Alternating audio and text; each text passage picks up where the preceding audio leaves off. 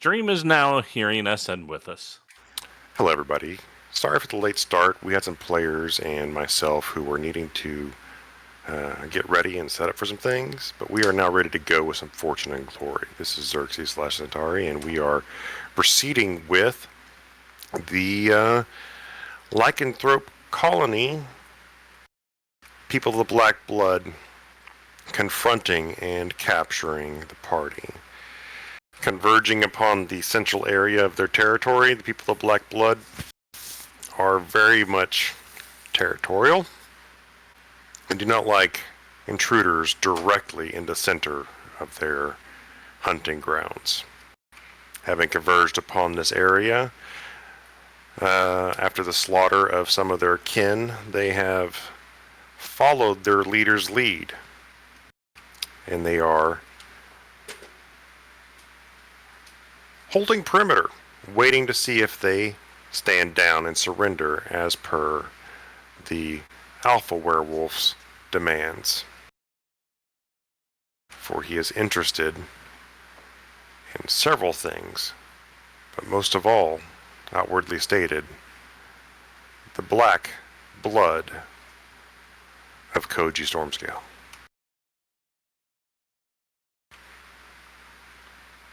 Last we left off, I believe, Arch, the wizard, has set down his wand. Elaneiros put away his weapon. Koji had courageously fended off an assault from the werewolf, the alpha werewolf, and stands still defiant. Arkken has yet to make a move. The cat has laid down in submissiveness.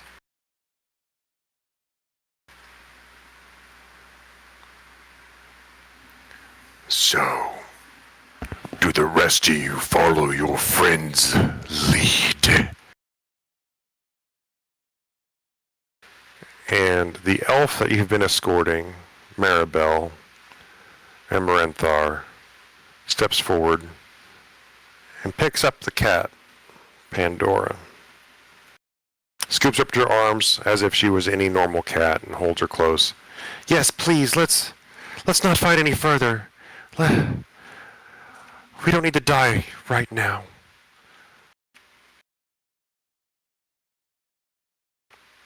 I let go of my axes. God damn it.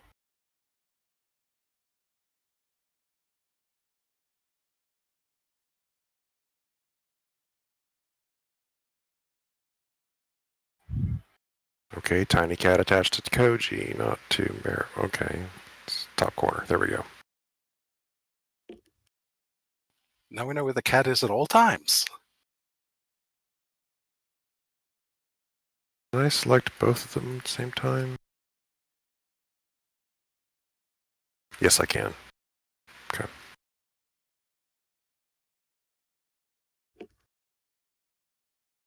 And you, Scaled One. And he looms over you from his massive height. You leave us no choice. The day's yours. And he drops the glaive. Twin Tusk, secure these prisoners. Yes, master. And the werebore steps forth and starts tying up your arms behind your back. Starting first with Koji. Don't fight. It'll only make it worse.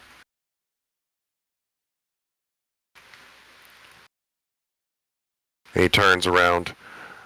Whatever magic holds you at your size, please have it dropped. And you shrink instantly as Pandora releases her spell in order to de-escalate the situation.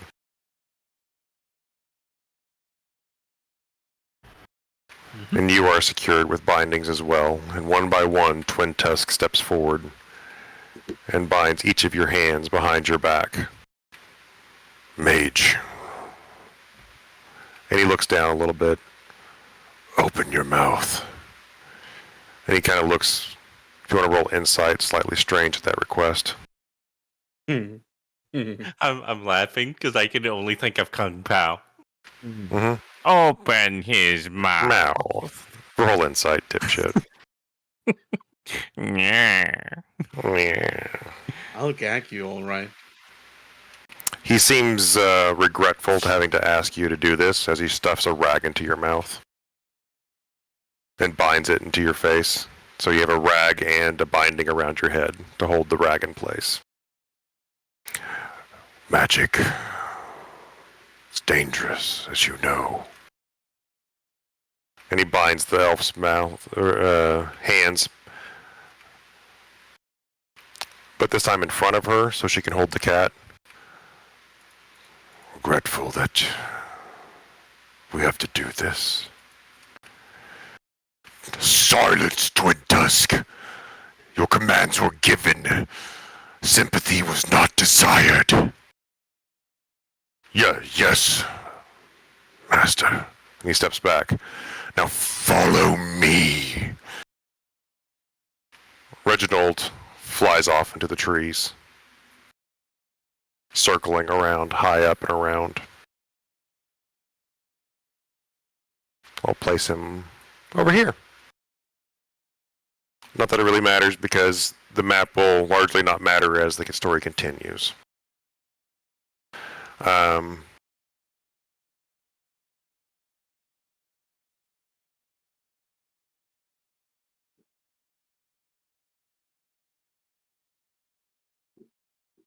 They take you forth out of this circle, the Wyvern Stones proper, and into a crude village.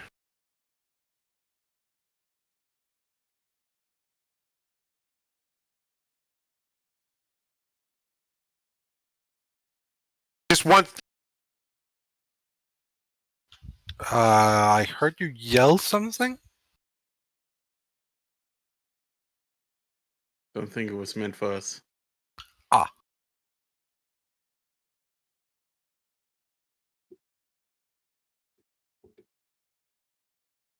it's all right. I'm dealing with a needy cat wanting my attention when I'm trying to do something else.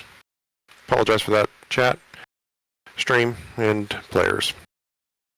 Into a crude village. Boomerang cat. Boomerang cat. Throw them and they come back. So it takes you into a crude village and it begins to separate you all, and then begin to separate you individually from your belongings. Your packs and your things are stripped of you. Twin Tusk gathers them all.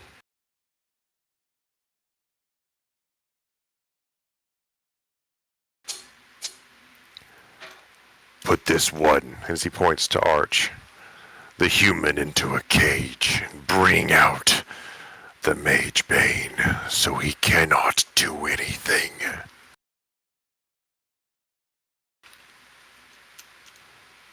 You leave Obsidian out of this, sir. You can roll an Arcana on that if you want to learn what he's talking about, or see if you know what he's talking about. As you are put into a strong wooden cage reinforced with leather bindings. And as you expect, Arch, Elaneiros, this is not known to you. Mage Bane may be an herb or some sort of device or something like that that's counter to mages. That's just by the name you can assume. Arch would know exactly what this is, and it leaves him feeling slightly uneasy. Pull it up.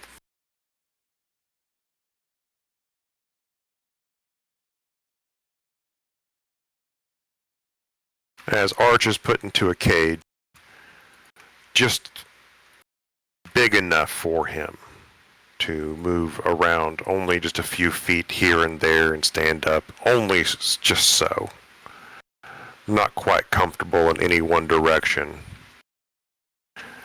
A smaller cage for a tiny creature like a bird is brought forth and hung just outside his cage.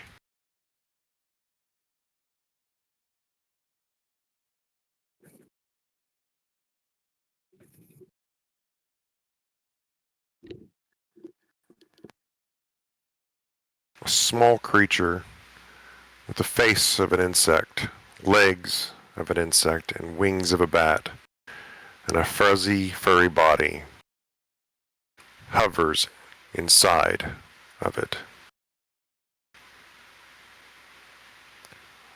Once a Mage Bane finds its target and determines it's its next meal, any spell that a spellcaster that is its target casts is eaten.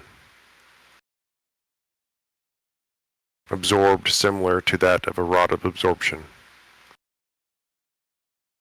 It would either be an entirely reduced effectiveness or fizzle out completely.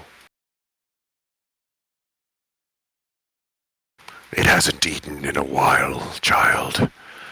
I doubt anything you try to do should you free yourself from your bindings would work. Then he bows his head from your previous insight check, almost sorrowfully, and walks away.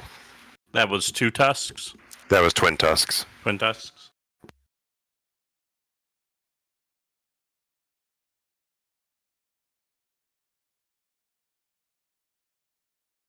He is a wereboar, the only one of his kind that you see in this area.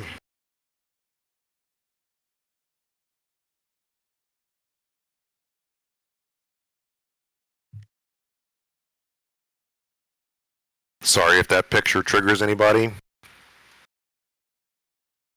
It's okay. I understood what it could potentially bring out, but It's it is just a nasty. it wigs me out too. All right. And then he proceeds to take Koji and Arkken aside. You will be dealt with individually in your own special way. I want this one's blood. Drain it from him, but don't kill him. Twin Tusk. Yes, yes, my lord. He takes you over to a area dominated mostly with were-rats and were-bats.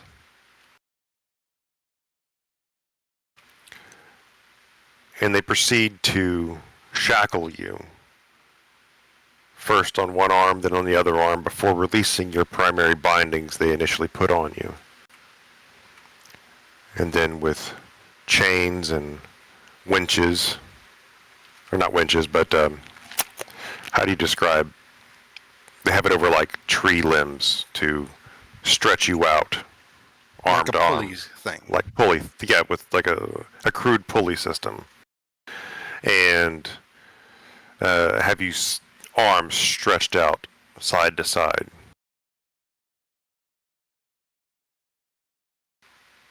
They strip you of your armor, your upper torso bare, and they start prepping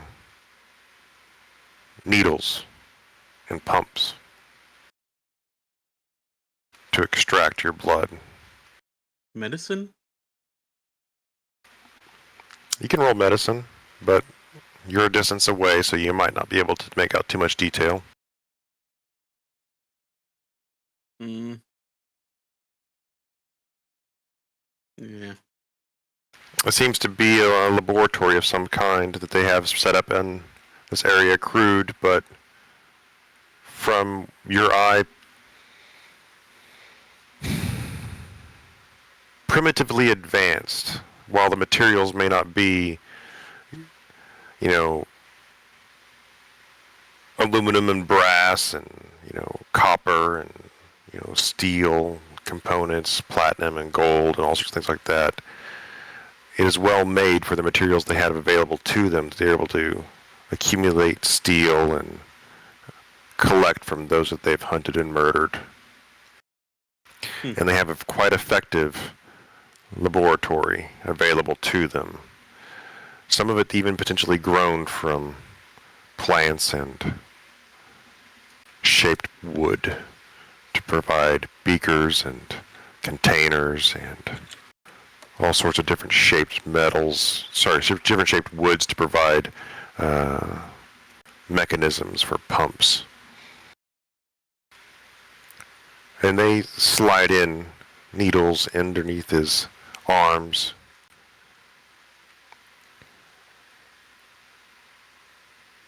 And begin extracting his blood.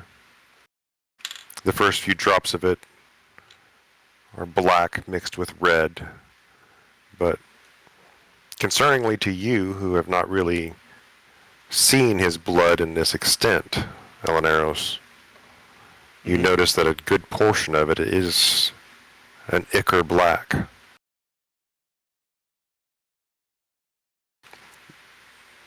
This weakens you, Koji, and you feel yourself becoming tired over time as the minutes pass. But that's to provide context to you as I move on to the other characters. Arkken, you are placed face to face with the alpha werewolf himself. And you, Minotaur, I have special plans for you. And he reaches up his hand and grasps your face, his massive paw wrapping around your entire snout. I have seen your coming, Horned One. A test, a challenge, placed before me by Malar himself. And he leads you into an area. There's hardly any buildings or any structures, as the werewolves live in their outer wilds themselves, the wilderness and the beasts living as one. The people of black blood living as Malar would, feral.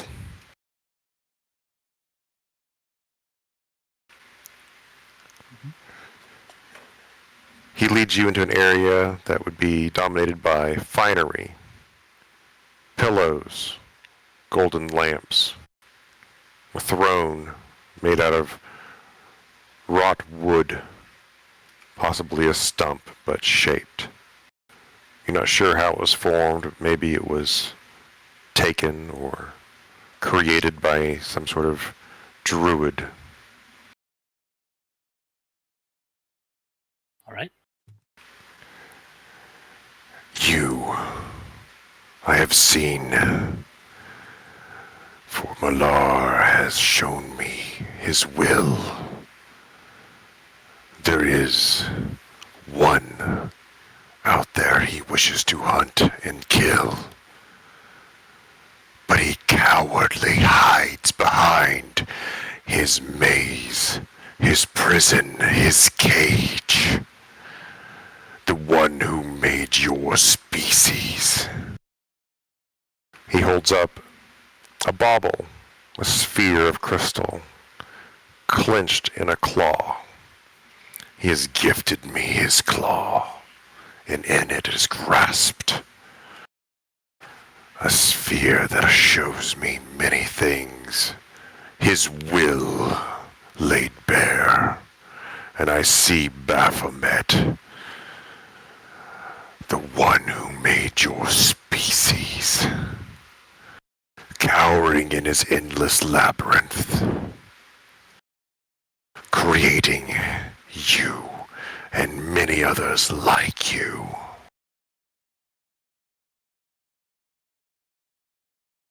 Well, if he made me, he's doing quite a good job, ain't he?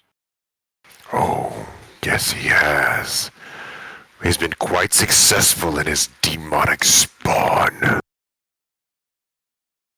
He has created many of your kind, from the Baphotar to the Belazo, to the Gower and the Goristro. But the Minotaur were unique, most like him in shape and form. Cloven of hoof, fingered of hand, and horned of head. Yet somehow, your people escaped his demonic rule.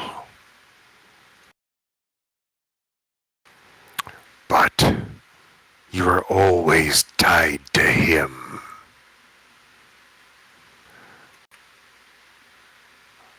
Baphomet claims to be the Lord of Beasts.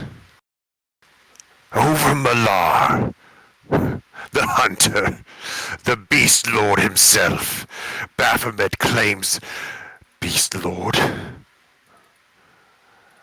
Malar has never been able to penetrate his labyrinth. Has always desired to hunt and to kill him. To prove his superiority over your creator.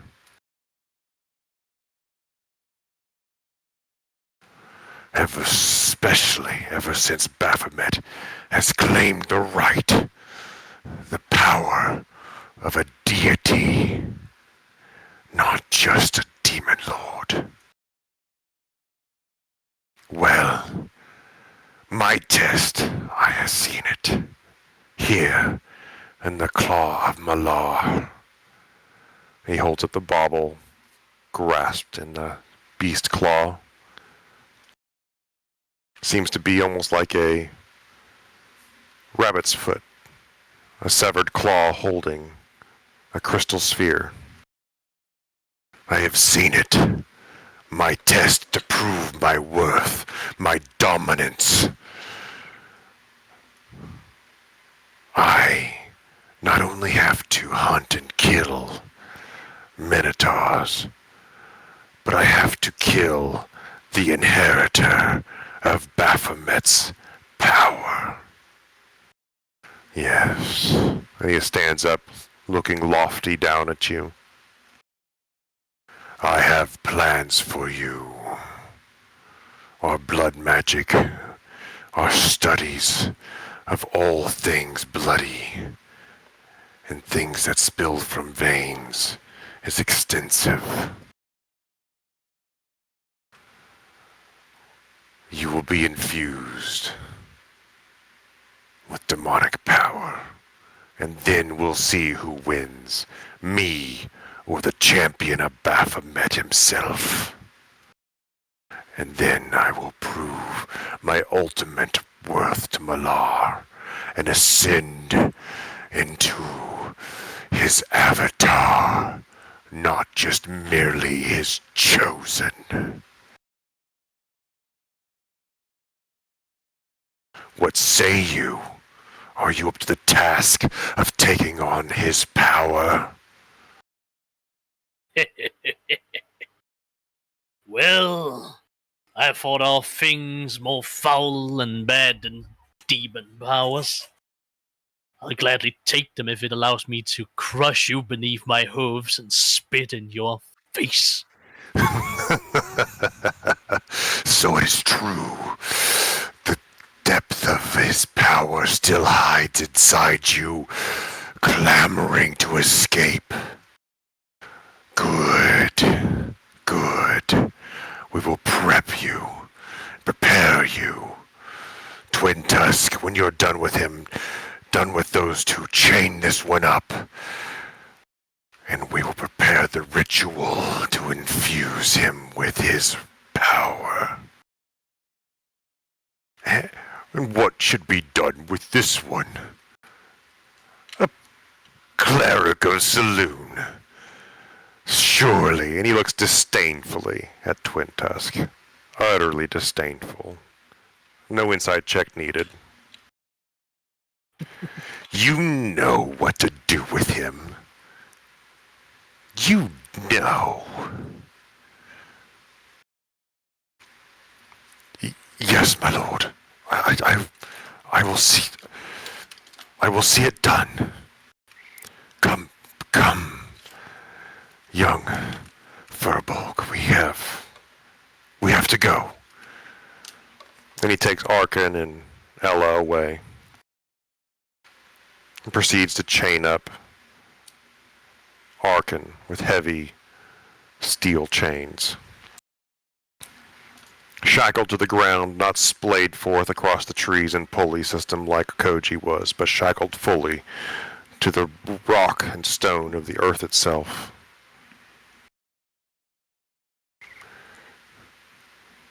Sorry, young Minotaur. And he doesn't even wait for your reply as he leads Ella off. And you, I wish to avoid this ever again. And he takes you to the side, and if you say nothing to him, he proceeds to go through your collections of things. Me. Yes, you, Ella.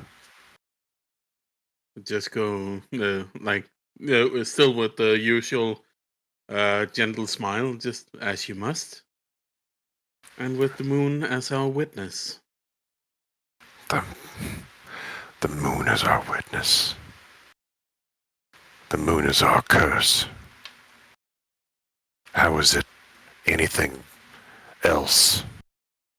He's digging through your pack, pulling out different baubles and items, going through the different materials and possessions that you guys would have, as he alone inventories your collection of inventory, each of one of your packs as a group.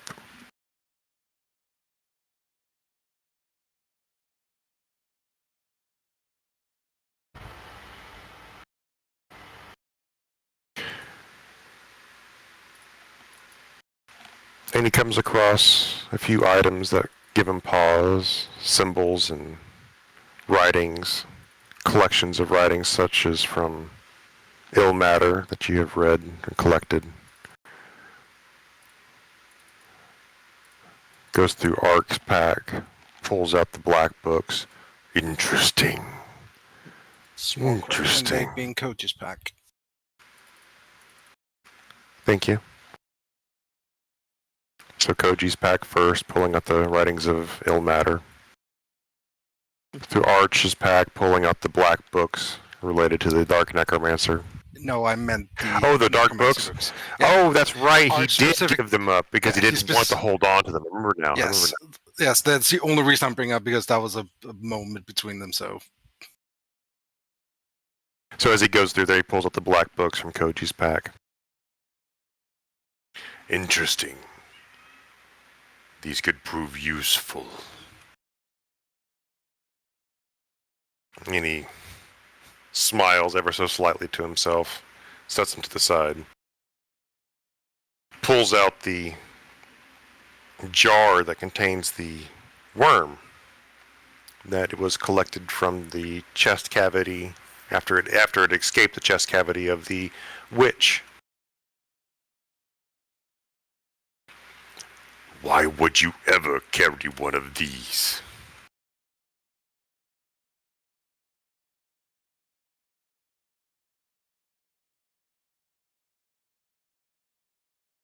Is he asking someone or doing it rhetorically? Oh, he's with Ella. He's got Ella alone.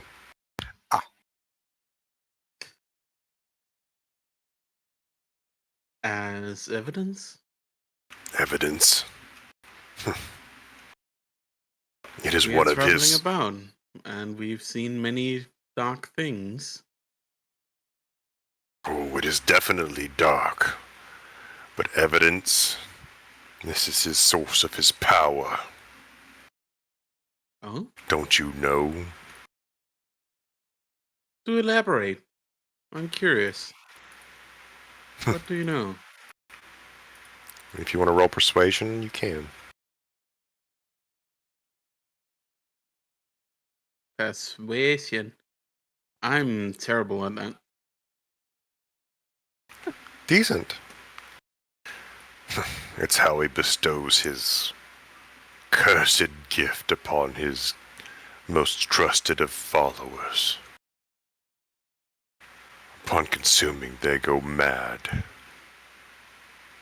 but gain an increased necromantic ability. If you've collected one, surely you must have seen an extent of that power. We have. We have dealt with some of it. I We would are build. trying to prevent more.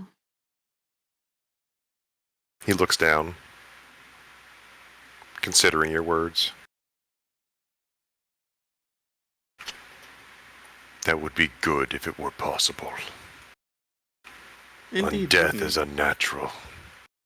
But holding one of these things might bring him to you, as he might be able to call to it. It might be able to sing out to him in some way. You might be right in that. He continues to delve through your packs. Arken's producing nothing significant that makes him notice anything. Supplies, materials, weapons. He sets them all aside in their own little piles. He starts going through your pack, Ella. This must be yours. Well kept. Stamped with symbols of moon. Indeed. And various knickknacks from my travels. He Take a starts look. pulling them out. And then you see him freeze.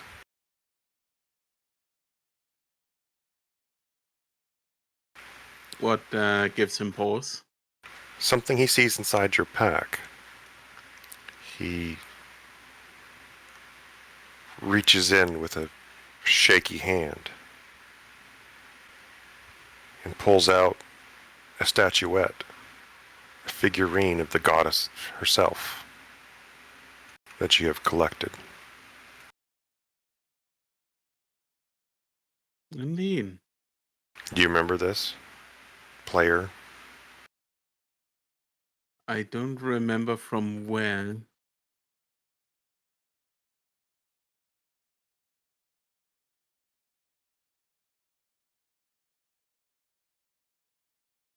See if you have it written down on your player sheet.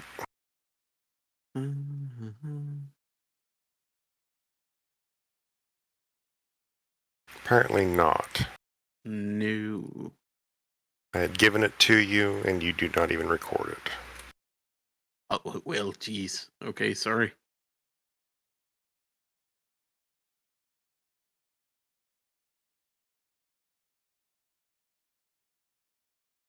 Let's see if I can find it again.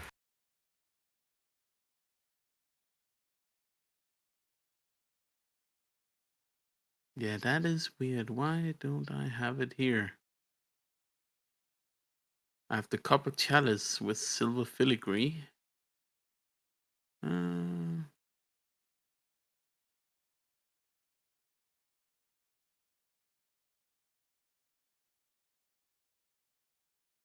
Curious.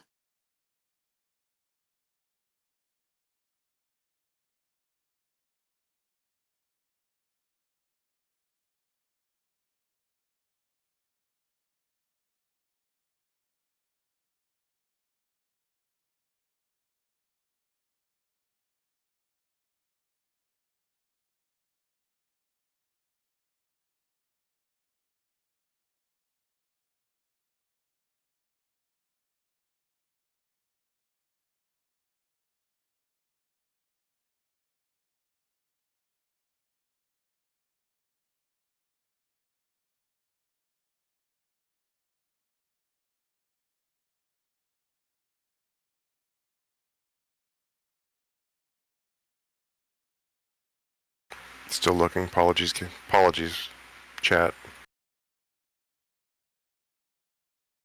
It's all right.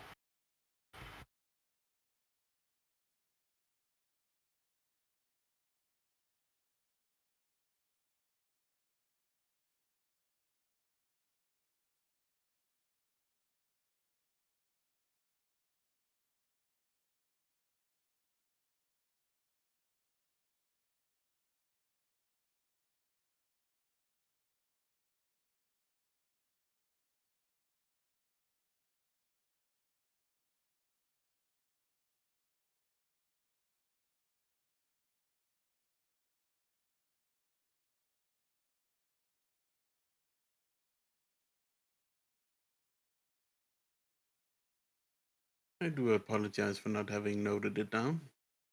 That isn't like me. But then again, my notes have been going missing. I blame nobody. Just trying to find it. Here we go. I think I can find it here.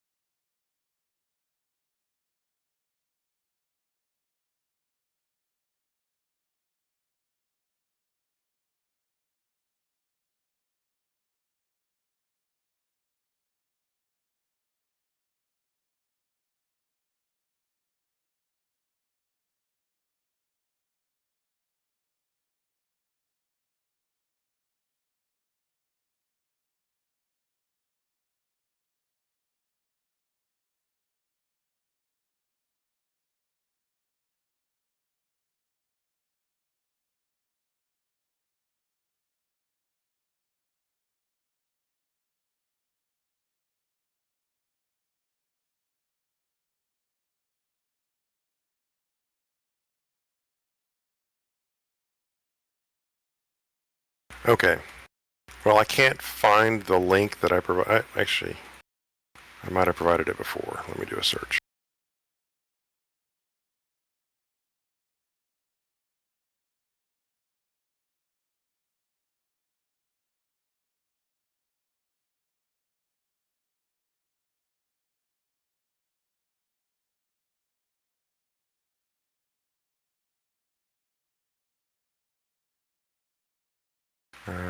Oh. You search just this channel?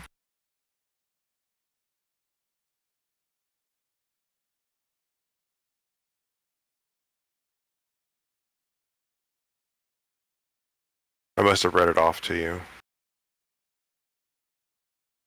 Okay. So I remember it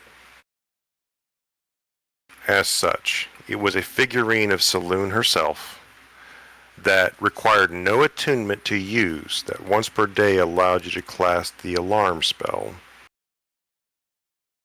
to provide protection to those around you as you rested for the night, as if the moon goddess were watching over you.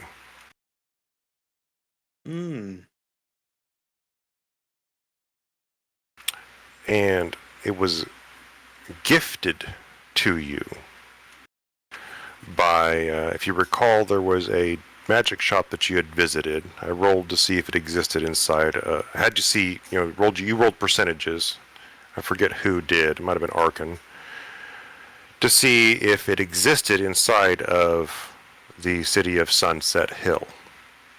And you rolled like 80 and above, and I was like, okay, sure, it exists. I gave you 20% chance for it to exist inside this city. And it was a magic shop, a particular note all throughout Faerun for servicing adventurers, and they were linked, each shop, by magic portals. So the inventory was shared between each shop throughout the entirety of Faerun, which each shop existed in each city. And this woman went around and went into almost seemingly empty closets and pulled forth the items that you were requesting based upon a book that you read. And the book had ever-shifting inventories based upon what was sold and bought by the shop. So everybody from each shop would know what was available, no matter where they went. And so we walked through the portals to every other shops and grab other items. This is Wikipedia or a wiki-based shop. I'm not making this up. This is a thing that exists inside of Faerun. And one of the things that was offered to you was this figurine. And you did a lot of business with her. You bought a lot of things from her. This was gifted to you by the shopkeeper. She gave it to you because you were interested in it but didn't feel you could afford it quite, but she just provided it to you because you were a follower of the goddess and you did a lot of business. It was surmised that she was trying to maintain a business. If if you were to survive any of your adventures, you would come back and patron her shop again. It was such a minor item, just cast alarm. Yeah. Now it's Chekhov's gun. He pulls it out.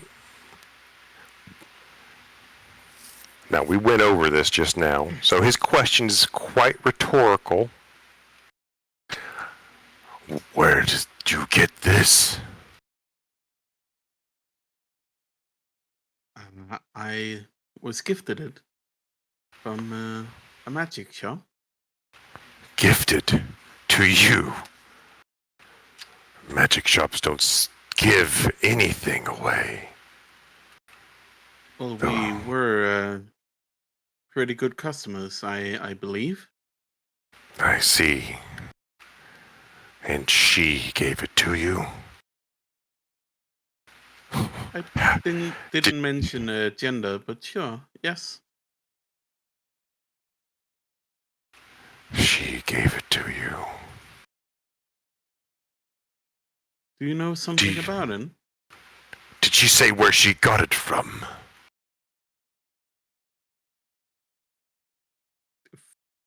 I am not certain. From her storehouse? Is there something special about it? Do you know it? Roll insight.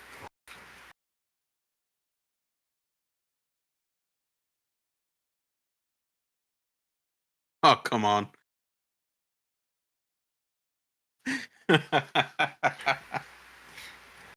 His expression is confused, and it's hard for you to read because he seems so confused by the whole moment. Are you interested in it?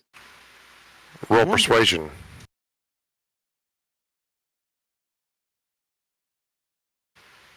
Interested in it?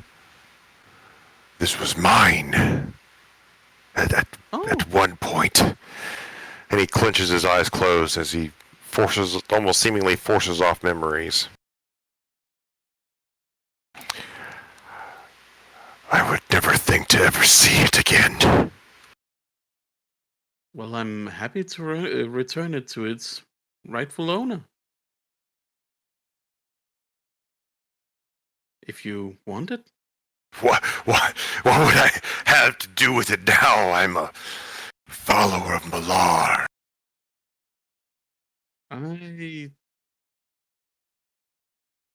Well, if that is where your journey has taken you, you can always take a left turn again. Left turn. You saying I turn away from my god? No. I'm just telling you that you have your own choices in what way you go in your life. So you pick up where your journey is and where it ends. There can be all the bumps in the road you want. You're saying I have a choice. Well, I'm starting to think you weren't always like this. No. If you want to call it a gift or a curse. I don't know what to call it anymore. It's...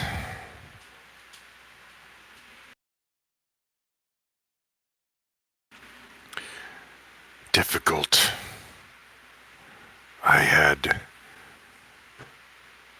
so many things planned. And his eyes kind of glaze over in that far away, I'm looking at the distance of time into the history of yourself type look. You know, when I'm troubled, I do like to give a silent prayer from the heart. You should try it. Malar's prayers are blood. He does not answer anything else.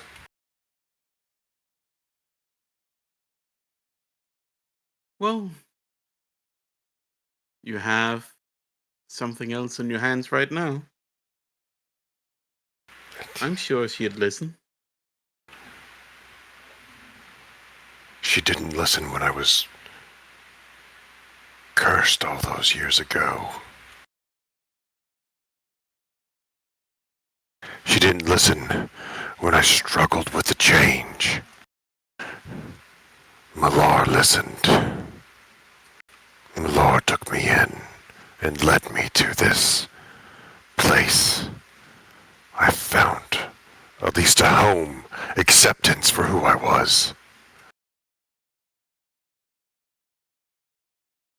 You saying she would listen now? Well, that depends. Do you like who you are now? What you're doing? What you've done? Do you want to continue? It was exhilarating at first. It was thrilling to be part of the hunt. The power you feel. There's no denying it.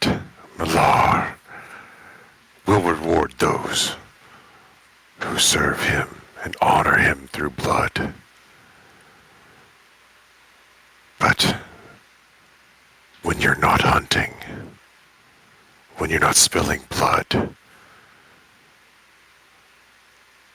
you have to reconcile yourself against the actions you've taken. Indeed.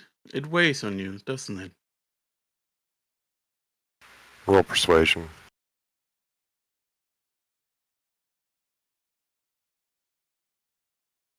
No. Weighs on me. My life is full of regrets, and you ask if it weighs on me. It was a rhetorical question. As a former follower of Saloon, as I deem it currently, Wow. you know how the journey is and how it's going to weigh us all down in the end. I followed her, yes. It's going to be a heavy walk towards the end. It's only going to get worse. Worse. Wasn't it always one of her sayings? It's always darkest before the dawn. Indeed.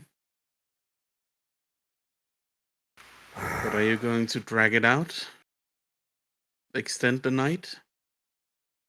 Or step into the light? I don't know.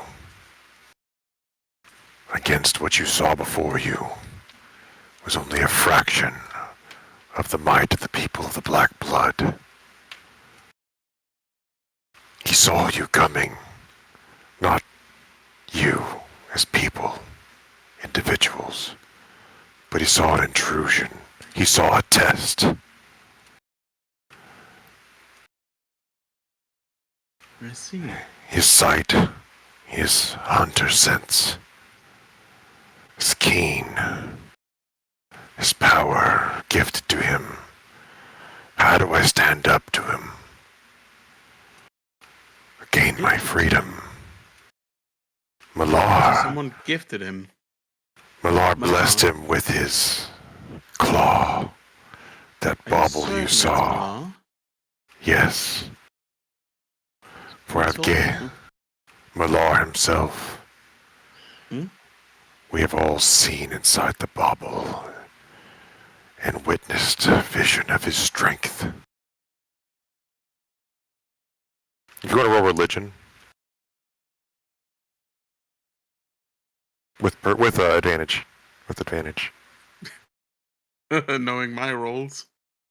Hey, not bad. either way, you got over 20. The Claw of Malar is a known artifact. Mm. There's a story told that a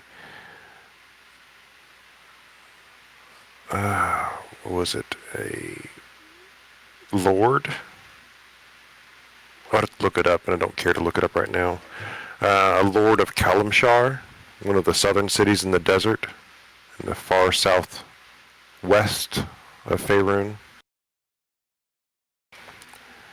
had gathered up the Claw of Malar in an attempt to challenge the gods themselves, at which point, after his defeat, the Claw was lost. It's a known artifact that bestows unknown powers to its bearers. This lord failed in his attempt to challenge the lords, to the gods, and now it seemingly finds itself in the hands of Malar's own faithful. Yeah, okay. By the way, who is it that I'm standing with again? Twin Tusk, the wereboar. Twin Tusk. Yeah. Well, it is frightening indeed, and a lot of power. Sorry if I'm getting my Lycan voices mixed up, and they're all sounding kind of gravelly all the same. No, I was just making sure.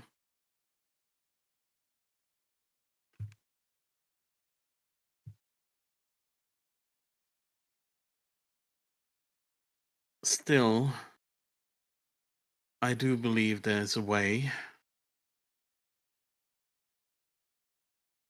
We just need to find it. Your friends are tied up. One being drained of blood, the other drained of magic.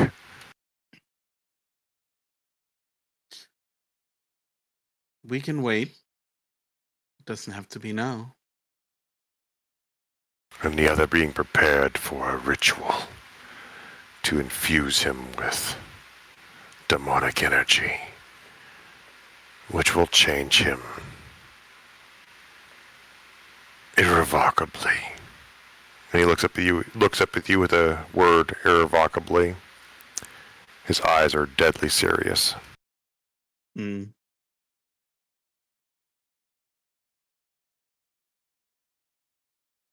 And who's to say? Tusk, is there something you want to ask of me?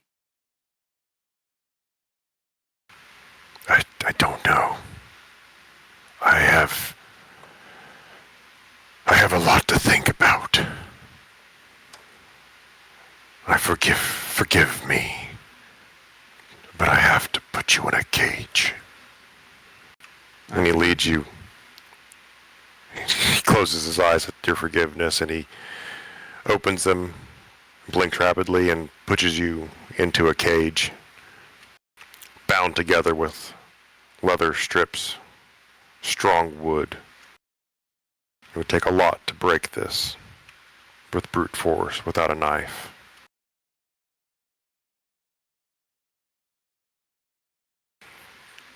And at that point, we're going to switch over to the other characters. Elaneiros? Just 1 second. Absolutely. Please. Just as he's locking me in, I do want to put a hand on his hand and just cast guidance on him. His eyes widen. You would. She would. Haven't felt this in ages. I have to go. And he stumbles off and attends to his other duties in a confused and distraught state.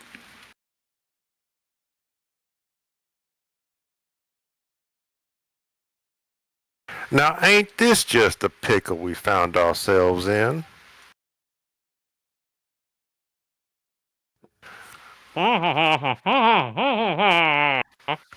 How much pizza do you have in your mouth right now? They put that thing in my mouth. I'm talking. Yes, but he's in your head. You can talk in your head without your mouth being required. I understand this. Arch also understands this. He's doing this Arch to be is a obnoxious. dick. Oh, I literally... Okay. All right. Thought you were... Boy, you just don't ever take anything seriously.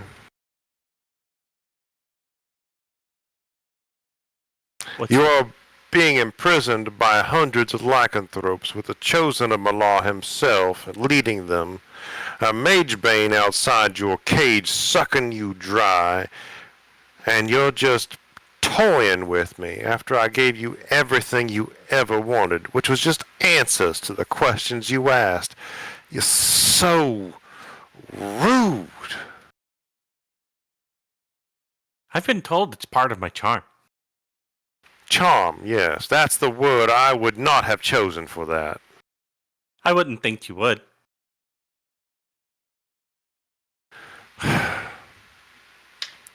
You know, if you just let me help, there might be a way out of this.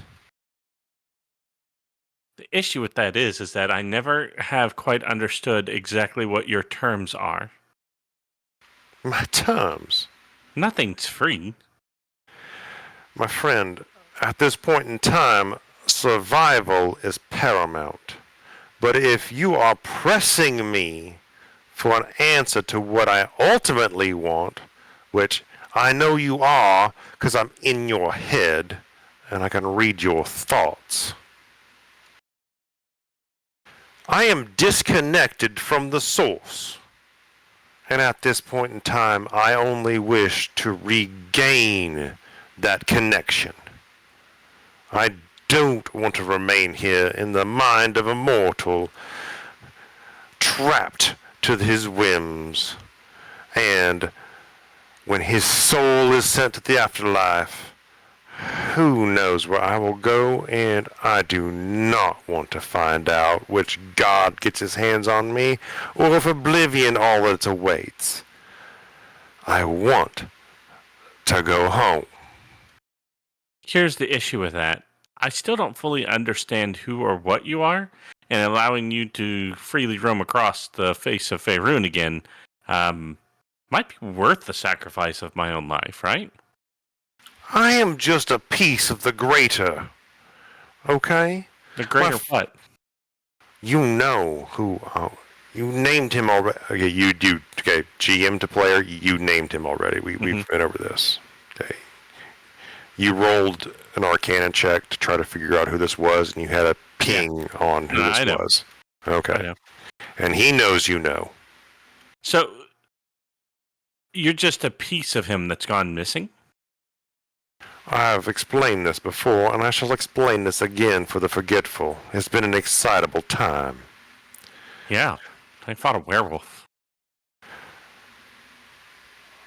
When you clasped your hands over that twisted staff and it whispered dark secrets to you, you gleefully used its powers to understand the arcane and the unknown.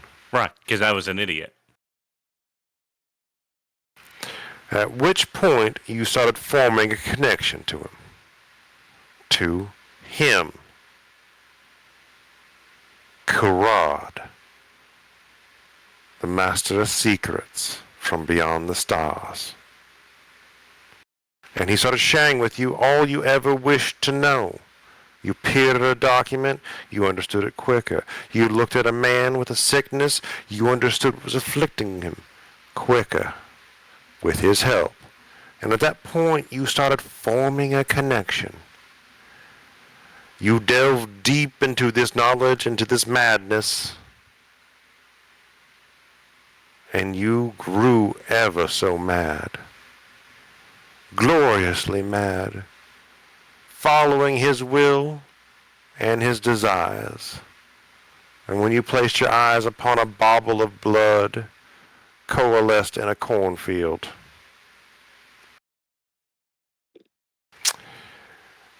it overtook you. And your friend, the warden, the guardian, the cleric of the moon, grasped his hand upon, disdainfully desecrating the flesh of Karad himself, and killed the staff, severing that connection to him and leaving me behind. So you were in the staff? Oh, I am you. and the staff combined. A piece of you and a piece of him combined as a connection. A remnant left behind. So, what I don't understand is why you speak so disrespectfully to your father, then. It's very unbecoming. You should know the history of our bloodline. As you might understand, reproduction, his tendril was bigger than yours, and so he's the father, young child. You're younger than me. Okay, here's the point. All you want is to get back to the big tentacly daddy in the sky, correct? At this point, yes. I don't want to die with you. Well, I mean, thought we were getting close, but all right. So, suppose we can strike a bargain. Does that sound acceptable? Absolutely. I'm glad we're finally on talking terms because you've been ignoring me to a very disconcerting extent.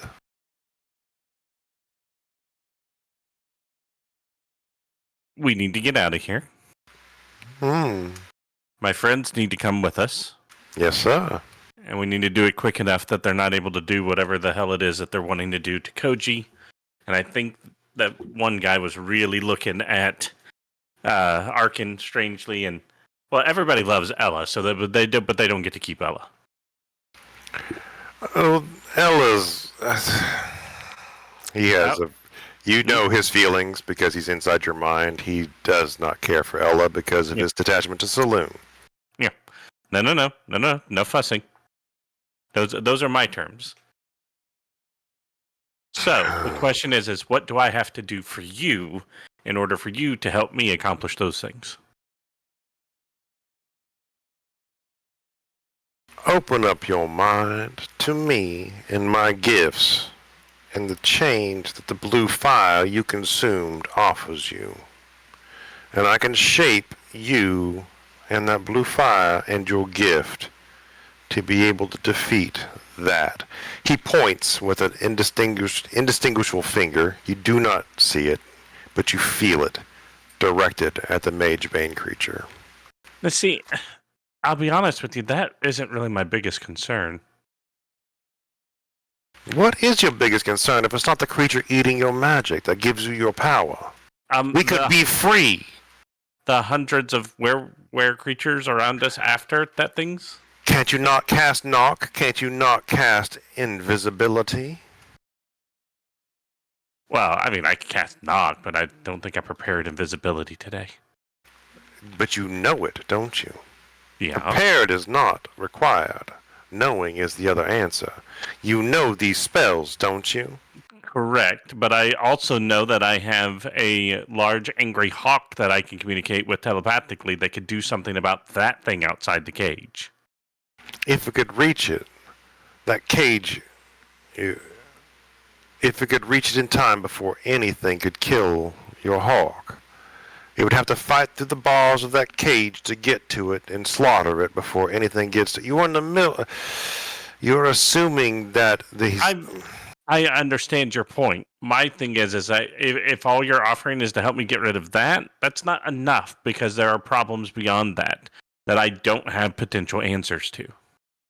And what answers are you looking at? What problems are you looking for an answer to? Be specific, because I'm offering you freedom. Because once I get out of my cage, I then have to also free my friends and get us out of here. And you're saying the power I'm not offering you is not going to be enough. I didn't say that. I'm asking for specifics. I'm offering for you a way around magic, my friend. I'm offering for a different form of magic. Will I have to go to church? Because I don't do Sunday mornings very well.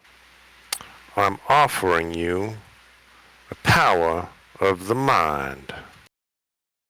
I'm sure you've heard of it. The psychic gift.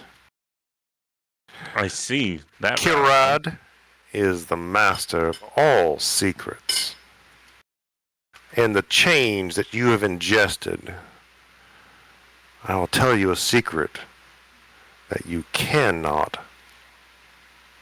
And I say this, and you can feel him smile because this is all voice, but you feel him smiling. You won't be able to say this to anybody else, so I don't have any problem sharing this with you.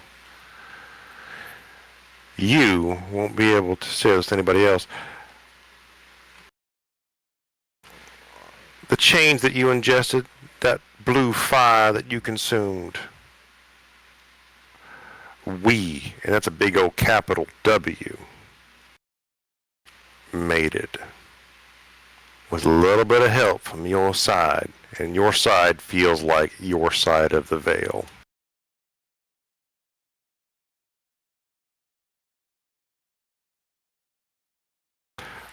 You think I can't do something with that to help you out, my friend? Oh, I can help you out a ton. Empower you with all sorts of gifts. And if you don't know what the Malarites have in store for you, let me tell you what they have in store for you. They may have plans for your friend Koji. Drain him of his blood. They may have plans for your Minotaur friend. A special interest from the Alpha. Ella. Whatever. I don't care for that one. But let me tell you, my friend. Malarites have a special ritual. Just for those like you. Human males. Human males. Which you appear to be despite your dwarven heritage. They don't care. You look and smell human. Maybe a little dwarfy, maybe not. It's enough for them. It's called the High Hunt. They put you in a mile area in the center of the woods, and hundreds of them hunt you down. You're forced to flee, all alone against hundreds of lycanthropes. Chasing you and chasing you. Some of them, when you win, they let you go. But these black bloods, oh, you win, but you lose all the same. All you get to do is choose which version of lycanthropy you consume, and you become one of them. That is what's planned for you. They're just keeping you contained until they can set up a high hunt. Their ritual has been disrupted by the actions of that necromancer. You think any living being has come through here in a long time? You think they've been able to worship Malar? They have not.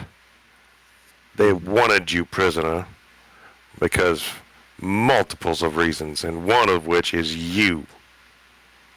They need their worship to their god, to prove their worth to their deity. In one hand, I can accept this offer, this power, and be indebted to you to pay back in some way I don't yet understand, and to possibly reunite or free some other power that I don't understand. And on the other hand, I have were chicken. If they have that strain of lycanthropy available to them, You said that yes. I could be whatever kind of were thing I want. Whichever they have available to them. It's like a shop. You can pick what's on the shelf. If it's not on the shelf, you don't get it. I don't like that fine print. There's too many variables on that side. You can have whatever color car you want, as long as the color car you want is black. Well, see, that's not acceptable. Well, I suppose I don't have much of a choice, then, do I? No, you don't. Now, do you accept my offer?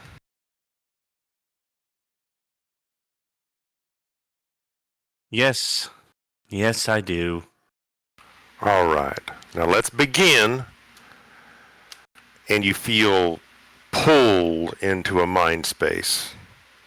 Instead of just voices talking to each other as you stare around into out of this cage into the open area around you. You find yourself in kind of a neutral space, sitting in front of Murphy. Dressed in a strange garb that the player may recognize, but the character does not. I don't remember what Murphy looks like. Mm-hmm. You do? Mm-hmm. Okay.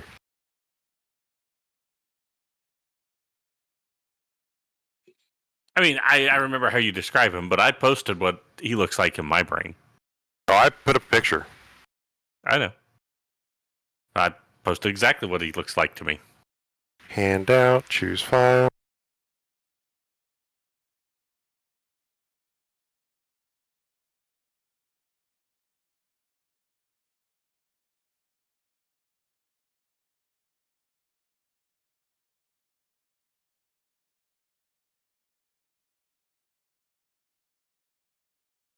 Scrolling.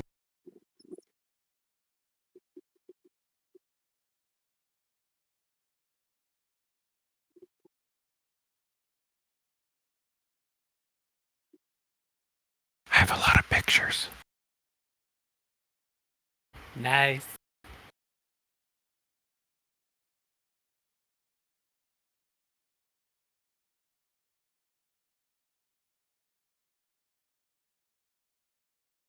Different folder? I'm just drooling at the man bot of Twin Tusk.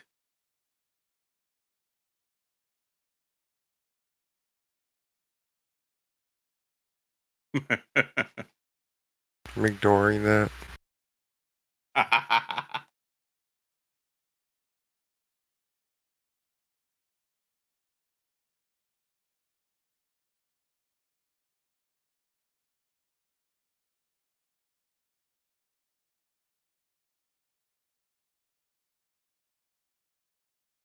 Slightly upset that I'm having trouble finding this. I had this picture for a long time.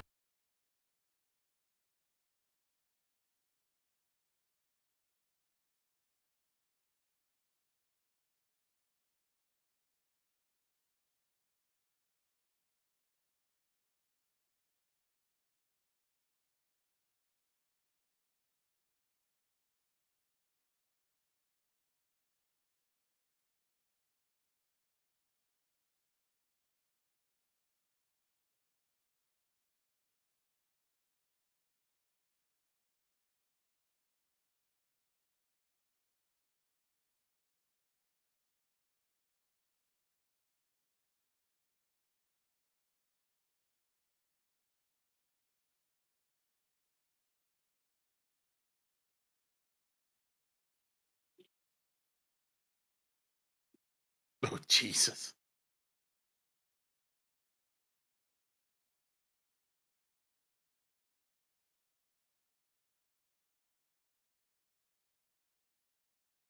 Okay, I can't find the picture I had. That's upsetting.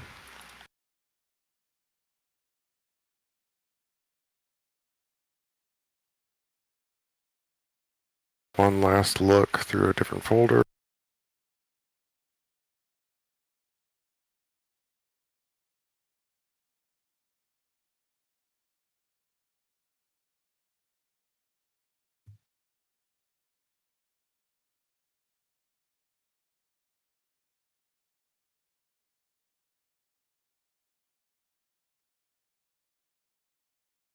Okay.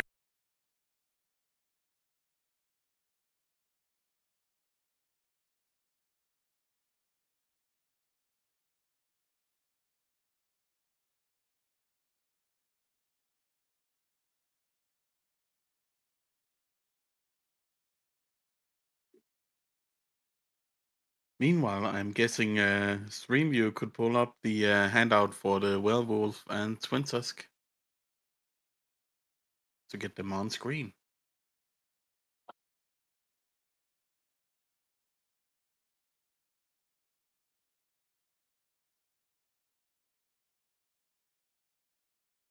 You want Twin Tusk on screen?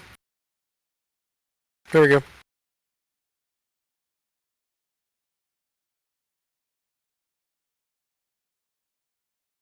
Bit of eye candy for the watchers. Oh, that wasn't my intention. We know this is what you want. Of course. Yeah, I can't find that picture. I'll probably find it later on. I'll be pissed off that I couldn't find it at the time.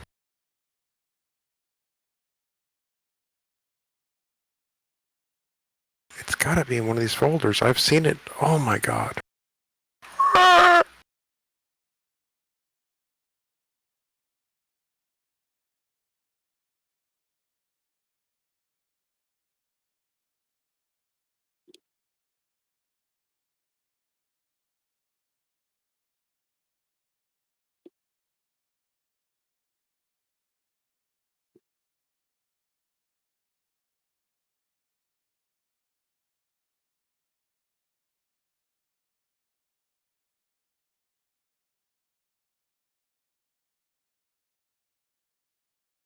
Okay.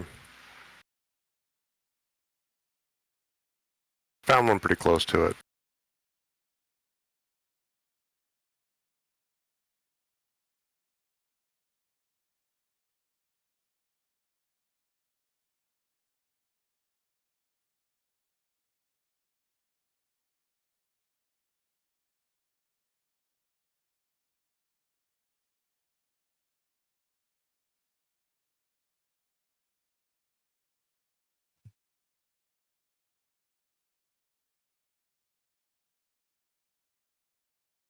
Not the original file I found.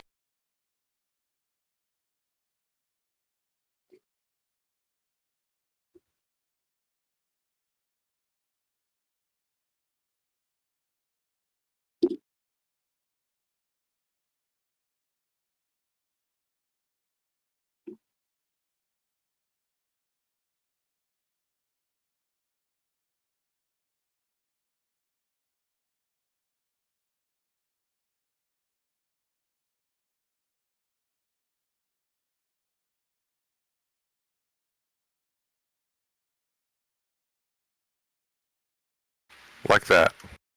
Ooh. A more modern man.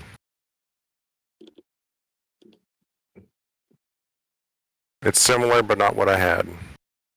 And you could not see his eyes or face.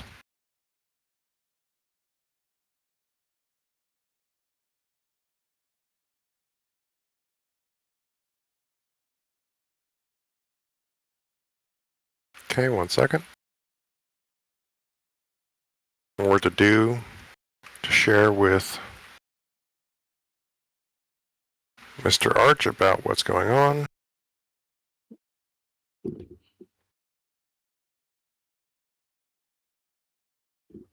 Nothing shady, of course.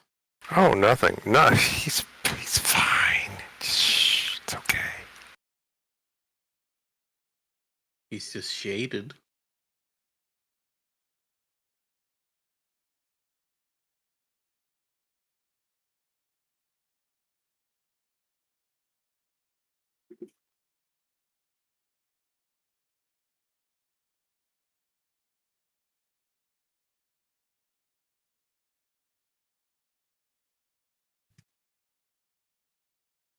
Okay.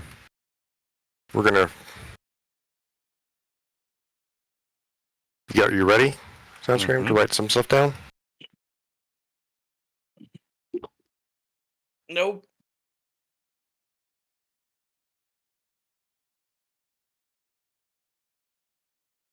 Yes, Yes? Okay. I am now. Yeah. You start off with 4 PowerPoints and the ability to cast Psionic Ray, or Energy Ray. As an evocationist, your skills and the ability to manipulate energy translate quite well. You start off with 1 level in Kineticist.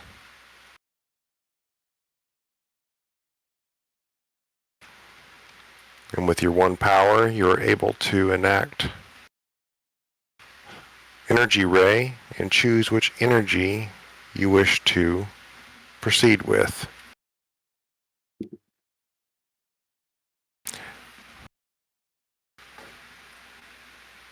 The change rips through your body. And you realize the ability of your mind, unlocking neurons, unlocking cerebral abilities deep inside the flesh and tissue of your brain. This isn't some manipulation of the weave. This is internal power.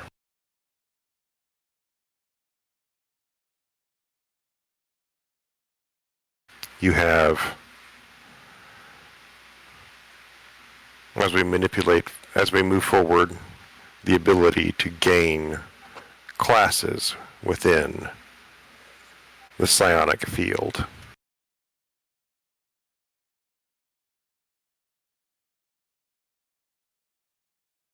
You are a neophyte. a force sensitive, essentially.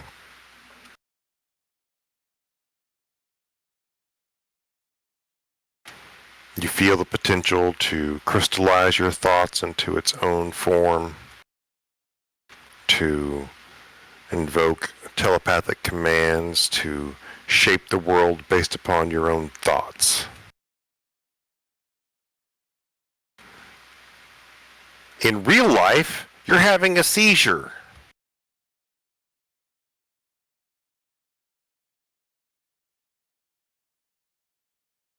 That none of the Lycanthropes care to even really address.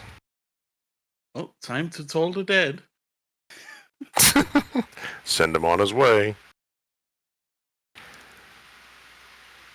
So as you collapse to the ground and begin seizing and going through your change, time passes probably a lot quicker than you realize. And so you'll wake up a little bit later on.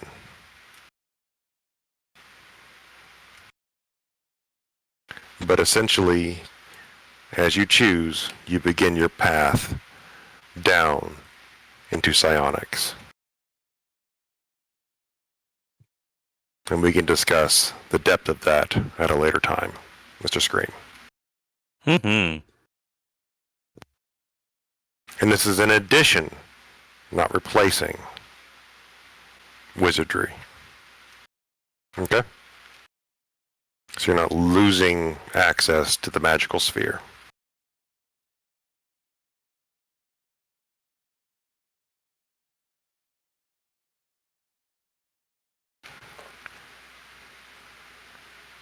Koji, Yes. you have been chained up into a pulley system to get your arms available to the syringes, to drain your blood down crude tubes of rubber that they've extracted from trees, saps and whatnot, different glass vials that they've accumulated, some containers made of wood, to drain away your blood, and you're left feeling weakened. Hanging there, you sink against the chains,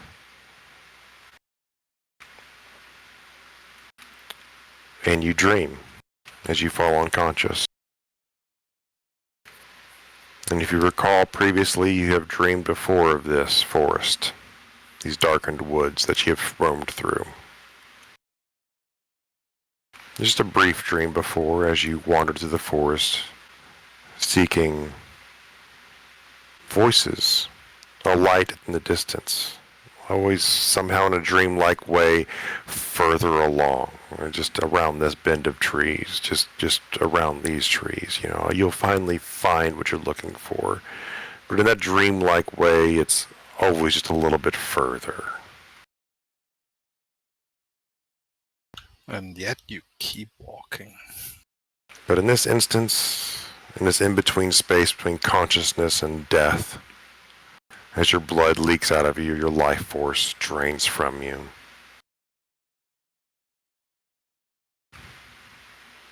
You find yourself walking around the bend. A copse of trees opens up into a clearing. And you note two things, first off. One, in the distance, is a landscape of hills, valleys, ridges, tree lines, and even further on, mountains, reaching up into the sky. And across every inch of that terrain, there is battle. Combat. People fighting and slaying and murdering. Maneuvers, great and small, squads forming up to do pushes against smaller squads and skirmish maneuvers.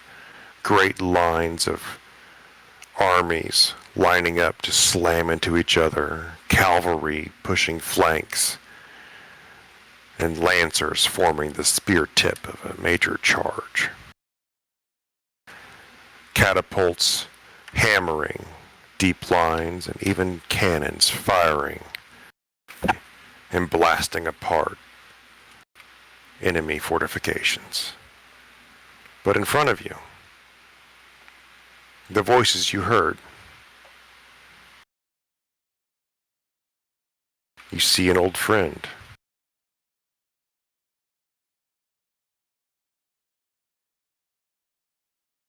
Someone that served with you back in the day. You hadn't seen him in years. Because he's dead.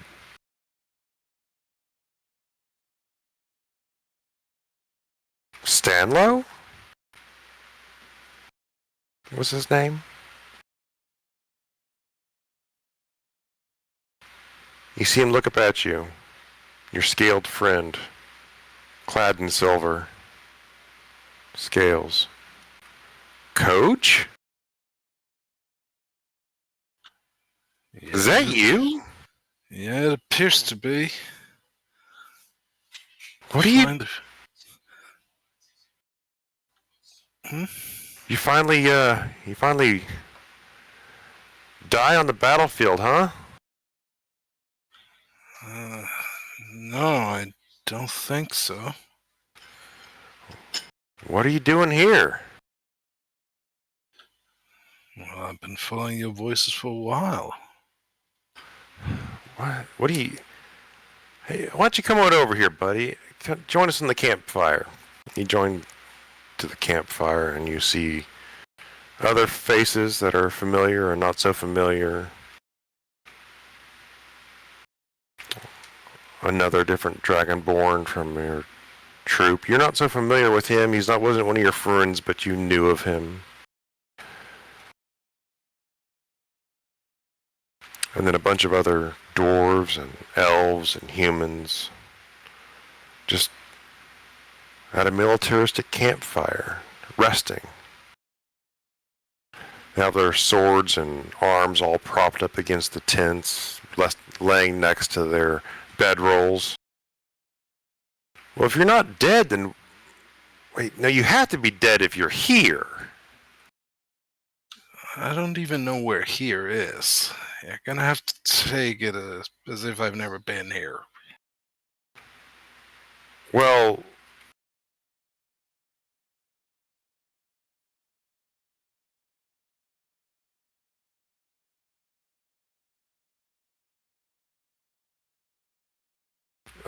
Bud, this is Ysgard. Huh. So it was exactly like that old bastard told us. Yeah, this... We fight. This is what we do.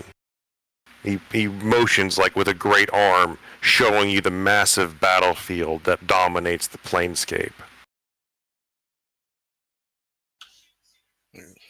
Fight, kill, die, wake up and do it all over again, right? That was the Yeah. story. Yes, it's exactly like that. Everything that we've lived for, we live for it again, over and over again, and it's amazing. Every life and death, every kill, we gain power. If you slay those, you gain control over those underneath you and lead them on to glorious combat. Your life played out, your goals played out in front of you, over and over again. It's where warriors go. It's where warriors deserve to be. Can't say I'm quite ready to be here. You don't even look like you're really here. You look so half here. You're Yeah, not really. Where are you? well, if my memory's not entirely messed up, I'm being drained from my blood by a pack of half rats and half boars, half wolves, half a lot. Sounds like Lycanthropes. We did battle with them just the other day. They're got a camp a few miles that way. Can you repeat the last bit? It's like we did battle with them. It sounds like Lycanthropes. We did battle with them just the other day. They have a camp just a few miles that way. Well, I imagine I've been giving them some troops then. Oh, if you've done that, then, well, the next battle's going to be pretty tough. But we won't give them any quarter. But if you're chained up and not really here, then why are you here? I don't know, but it's not the first time I've been around here. Been in the woods over there a few times. A lot lately. The border woods between... Wait. That's where newcomers come through. Yeah, I've been there a few times, and then I've woken back up, and if I've slept after a good fight, I'm there again, and then I wake up again.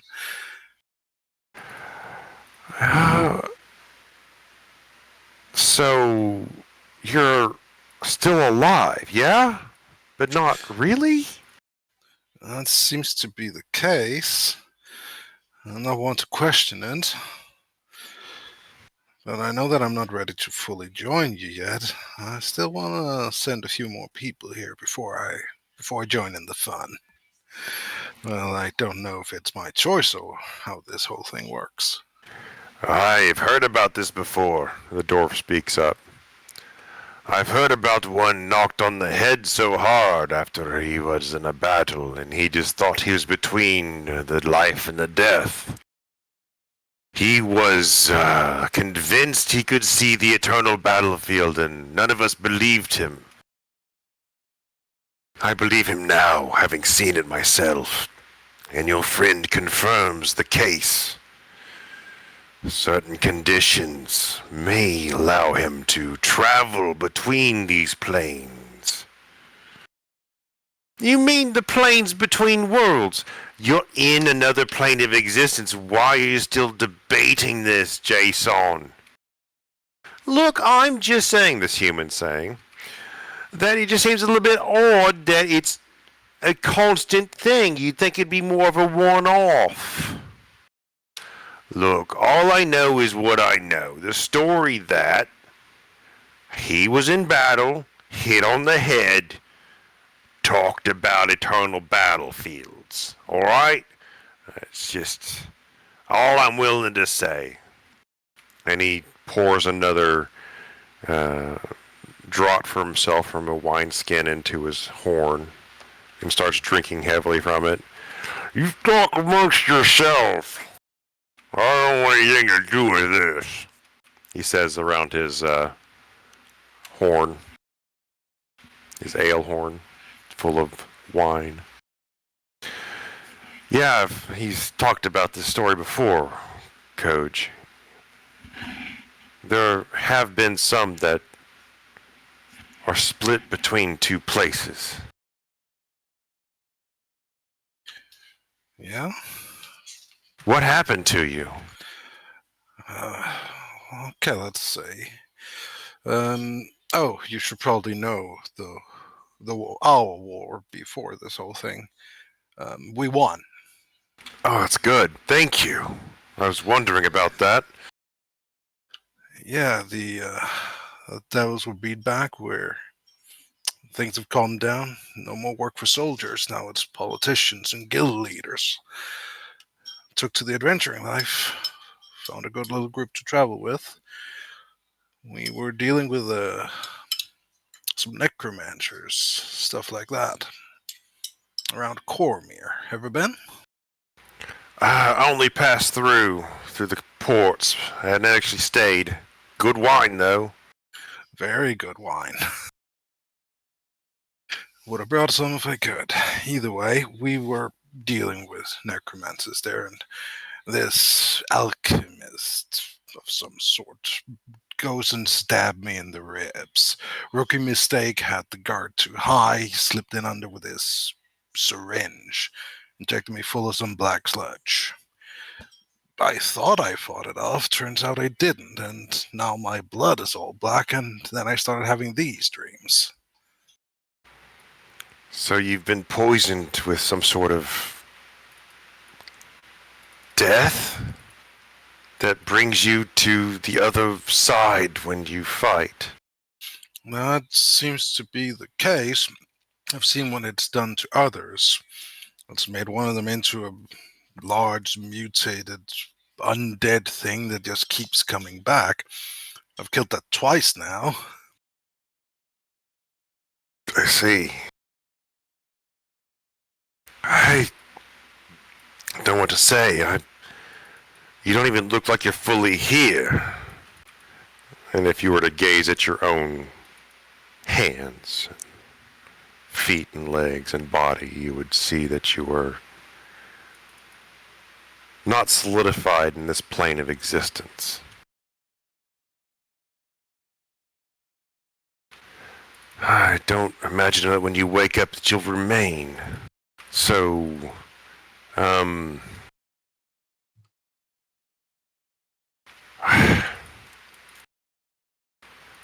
don't know what we can do for you, Koji, but offer you some solace in this time of need. Come join us at this fire, and we can help you rest your soul a bit, at least. That would be very nice. Just seeing some old friends is doing me well. Well, Not that the ones on the outside are bad, or on the other side are bad, don't get me wrong, but ain't nothing like getting a chance to see old friends, right? let me tell you about this time. And he ushers you in, and you step into the firelight and sit down next to him. He offers you some Yasgardian ale, which is absolutely divine to drink. And regales you with stories of military combat, maneuvers, and failures in which he died and was reborn underneath the command of somebody else, and how he succeeded in a few maneuvers and flanks in which he was in command of a large company. And you begin to understand that the shape and flow of the plane is ever changeable. That whoever wins ends up gaining control of those he defeats, and he moves on to fight with those underneath him into greater combats until he fights somebody else who defeats him.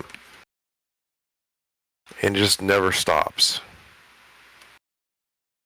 But throughout all of this, none of it feels like torture.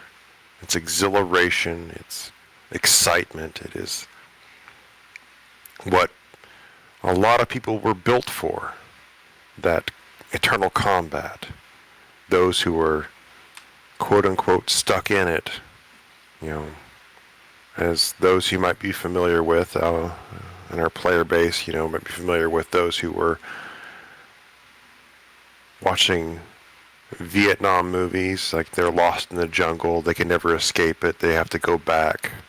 Well, this is what they love. They love the combat, they love the maneuvers, they can't escape it. The generals from olden times that would never retire, this is what they would love. The old soldiers that never retired but died old soldiers. This is their home ground. This is their afterlife.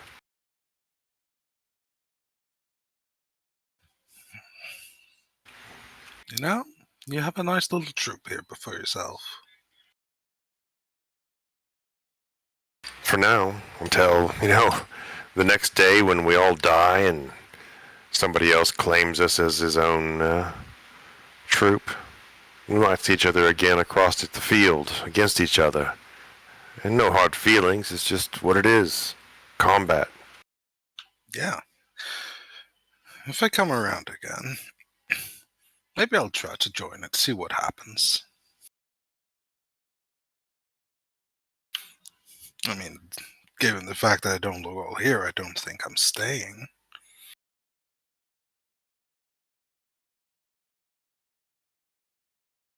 No, probably not. Whatever you're going through, if you are able to wake up from it, you'll probably come back to the mortal world. So, we do have a rare chance here. Is there anyone back there you want to say anything to, tell anything, something you didn't get the chance to get off? Look, I'm not kissing that Hawthorne girl. That was all you, but I'm happy to pass her letter. Look, that was... You keep making fun of me for that half-orc girl. We were sweet on each other, but... that was a one-time fling, and you keep joking about me because of how she looked, all right? Well, She had a buck tusk, and I did not... Look, it was I was drunk. Hey, I'm not blaming you. No, I don't have anybody to say anything to. I'm quite happy where I am. Any soldier should be happy to come here. Anybody finds this torture, they end up somewhere else. Somewhere worse. I imagine they will. But those who love combat, as far as I know, they end up here.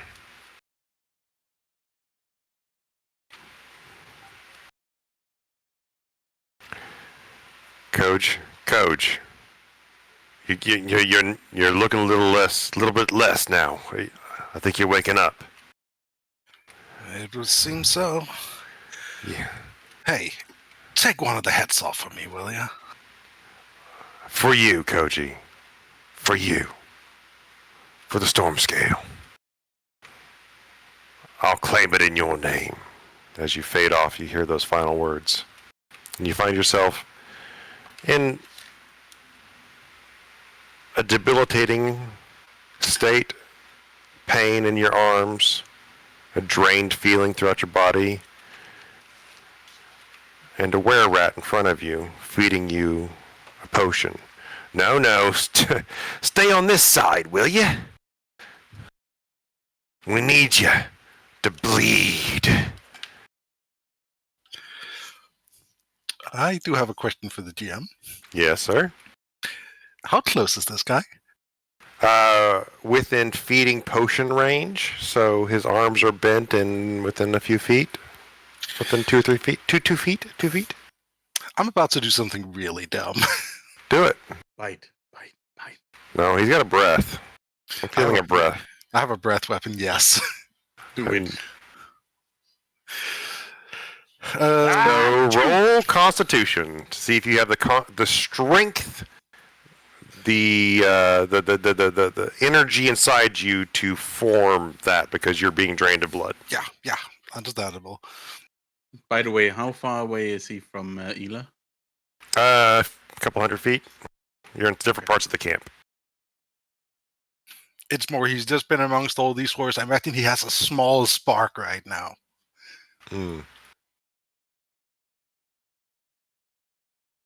Alright, you said Constitution. Save or check? Well, I want your proficiency bonus in there, so save, please. That's a 1. You end up forming a lot of... You try... All that really comes across is a cough. You don't even... there's no attempt to even breathe on him. You just cough in his face. Fair enough.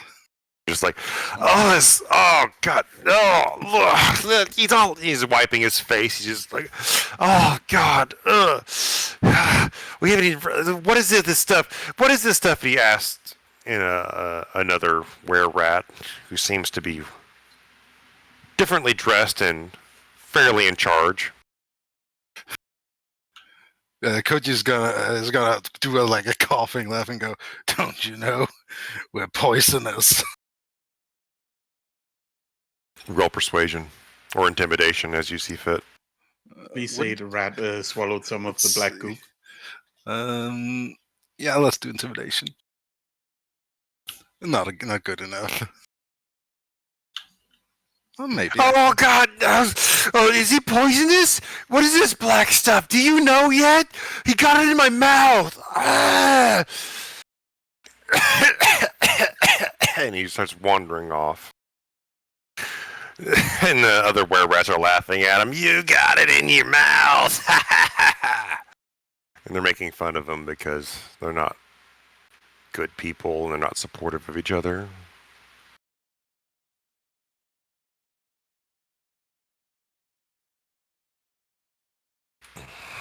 Arkken? Yes. The alpha werewolf has been looming around you a lot because you're in his space, because he's more concerned about you than any of the others.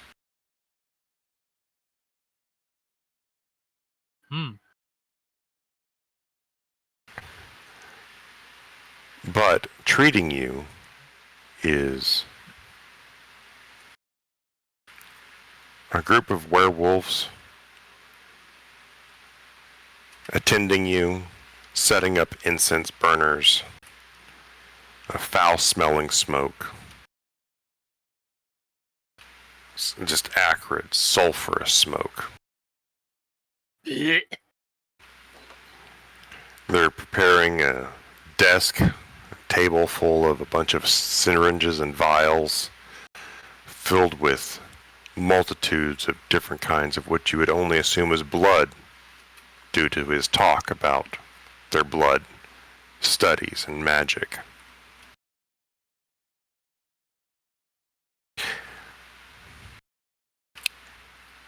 The alpha is just pacing back and forth. He has his throne that he sits down on and he ponders. He never shapeshifts down to anything else. He is just this hybrid form, this massive wolfman form, the classic werewolf shape, but hyper-extended and hyper-sized up to a huge shape that even overshadows your enlarged shape whenever you receive the enlarged spell.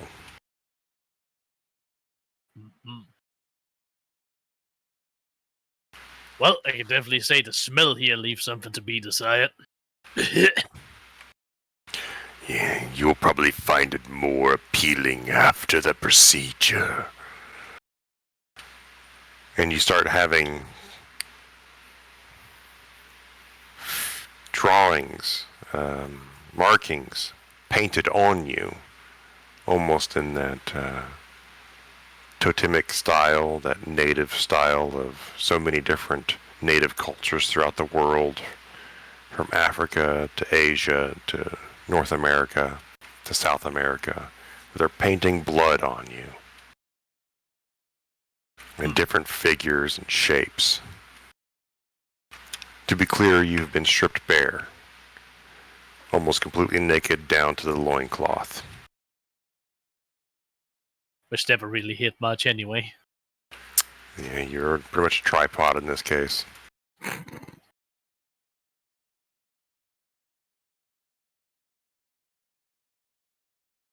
So fancy tattoos and all. But don't you have something better to do, Mr. Alpha, while I'm being prepared? I want to see your transformation. I want to see the full power of your growth. And knowing what you become from pup to predator. I want to know everything. If I'm to hunt you, if I'm to kill you, to prove my worth to Malar, then I want to witness it as we infuse you with his demonic power. Baphomet's. Then he disdainfully spits, Power. Alright, it's gonna be Sorry. Go ahead. I was going to say, all right, it's going to be your funeral. That is the spirit I want. I knew you were the one. That is why Malar showed you to me in his jewel. That is why you are my test.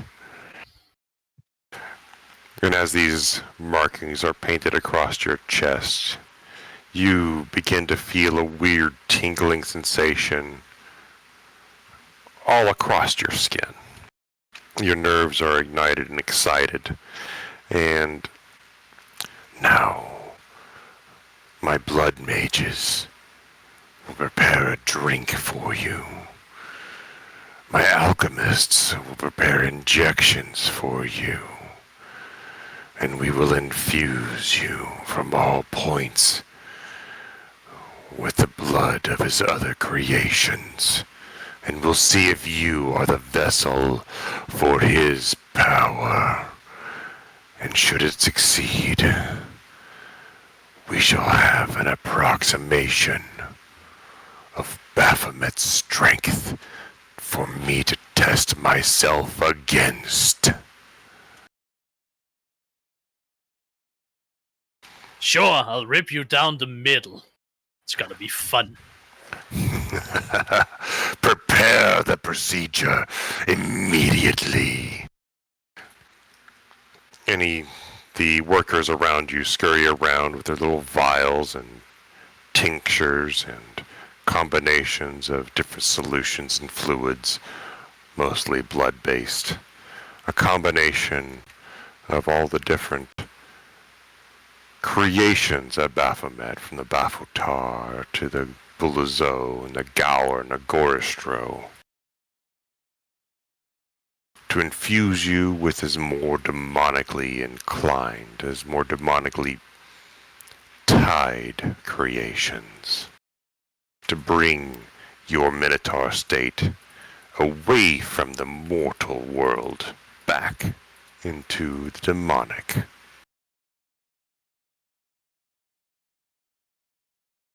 And so you are first stabbed in each side of your back on the upper shoulder with syringes.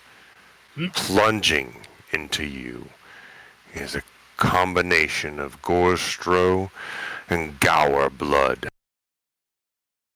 These demons are known for their power and deviousness.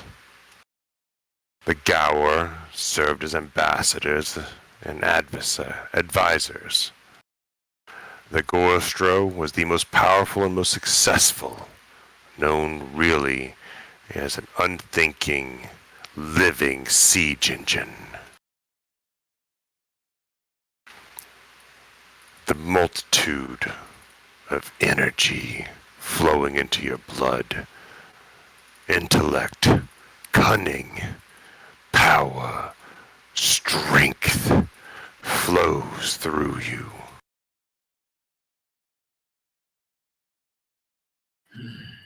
Then the Bolazo flows into you. As his drink is poured down your throat, his blood enters your gullet.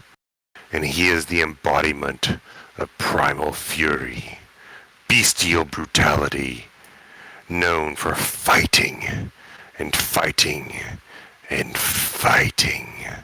And when there was nothing to fight, they would fight themselves.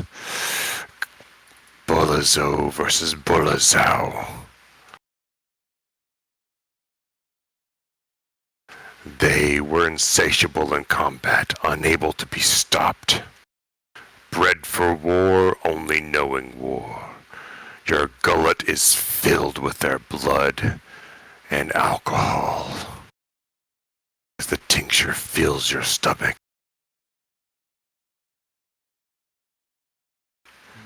You strain against your massive bindings. You realize now why steel was necessary. You realize now why werewolves and not were-rats were servicing your transformation and your ritual needs. Because the strength was required, he only trusted werewolves. He only trusts those of his own lycanthropic strain. You know this, because as you look upon him now, you see him as potential prey. You can read his every movement furtive as he paces back and forth and watches you ingest this, your eyes bulging, but always watching him, your primary opponent. These singular werewolf, nothing, not even to your mortal form. Now, as demonic power flows through you, even less gnats, able to be swatted away. You read this creature in front of you, supposedly a chosen of Malar. He does nothing of the power of Baphomet, the Horned Lord, the Beast Lord, the one who created you in his infinite maze upon the Tower of Science, who houses himself deep in the abyss. You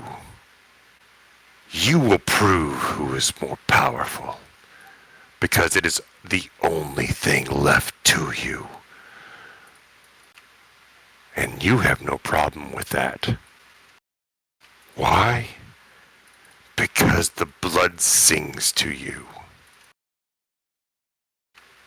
This is who you were meant to be. The mortal life that the Minotaur had escaped to was a lie given to them by this plane of existence, filled with mortals. Yes, Minotaurs inhabited this plane and were infected by it. Your blood was meant to ring with demonic power. And now, Mr. Arkken, I'm going to send you some text real quick in Discord. Give me a second. Sure, take your time. Holy fucking shit. What is going on? Yeah, either Arken's gonna die here, or he's gonna go absolutely berserk and kill everyone in camp. This is gonna be beautiful. Yeah. And you're also out of reach. And suddenly Arken also has a certain appreciation for Ela not being that fanatical, because that guy is tiring to listen to. Mm-hmm.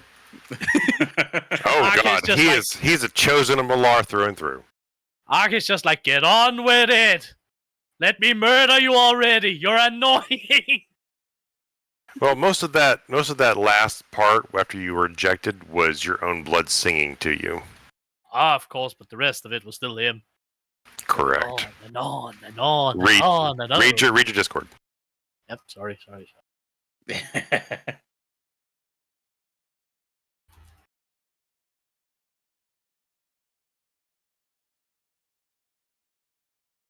Pulling out freaking Baphomet. What the heck?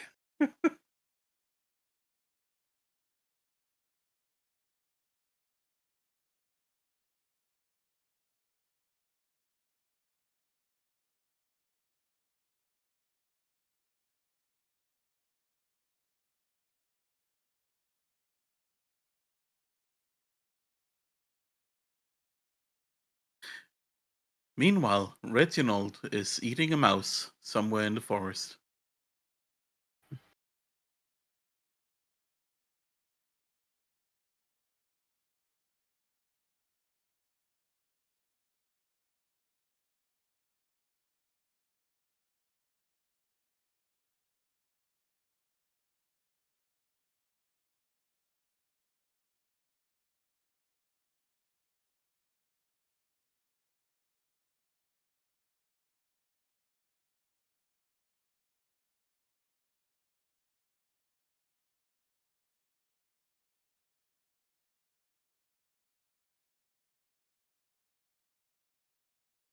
So one guy has a blood type of black goop, another guy is turning into a demon, And our wizard is convulsing on the floor. We're the good guys. I'm tripping the light fantastic, sir.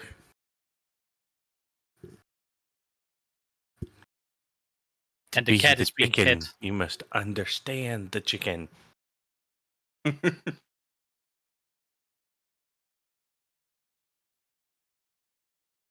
Meanwhile, Ela is. This is an example. That link is an example. Sure.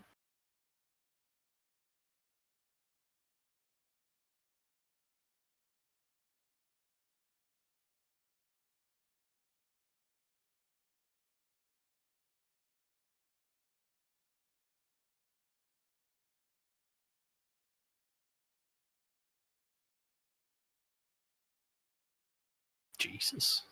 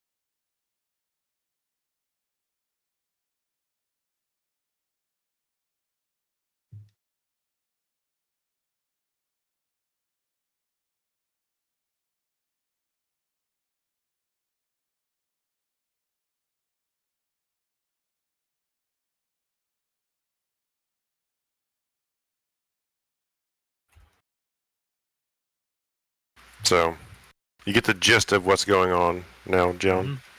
Yeah. Okay.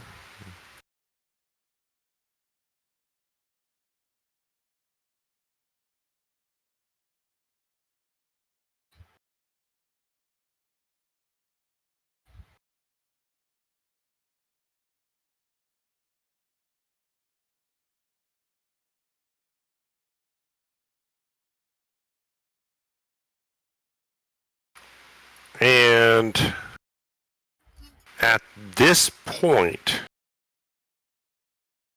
I've worked with Koji, Arkken, Ella, and Arch, all on one-on-one basis.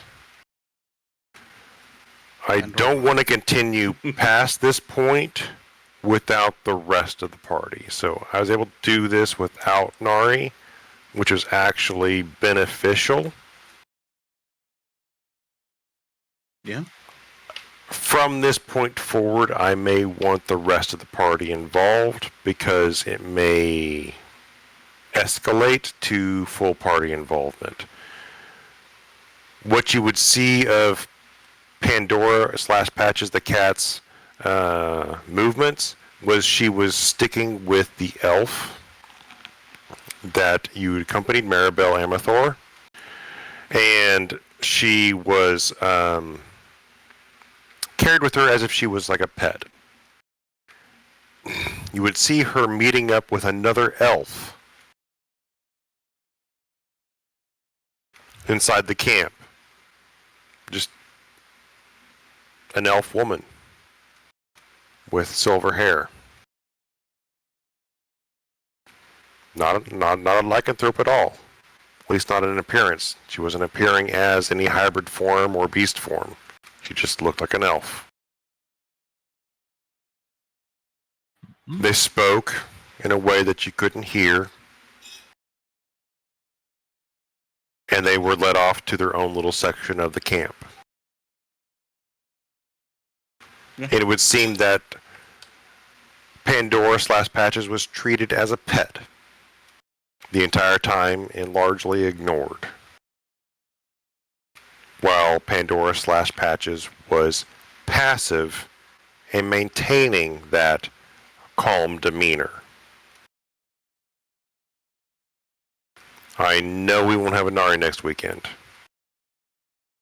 That is something I will have to chew on to see if I can run my game without her again. But at this point in time, I do not have a continuation past this point without considering where Nari is or isn't. So I'll give you back 30 minutes of your evening and close out early, even though we started 15, 20 minutes late. Apologize, chat. It's just we're working around other people's schedules while they're out of pocket. Work's a bitch, man. Hey, I don't judge anybody for having to work. I don't judge anybody's life. I'm just explaining it. That's I fair. do. I demand dedication to our D&D campaign. I will not tolerate... No, it's okay. I hope everybody enjoyed their own little slice of this prisoner arc. Very This much is what so. I've had planned for each one of you. And I would love to be able to talk about this post-stream. But stream, you have a wonderful evening. You guys enjoy yourselves and have a great life.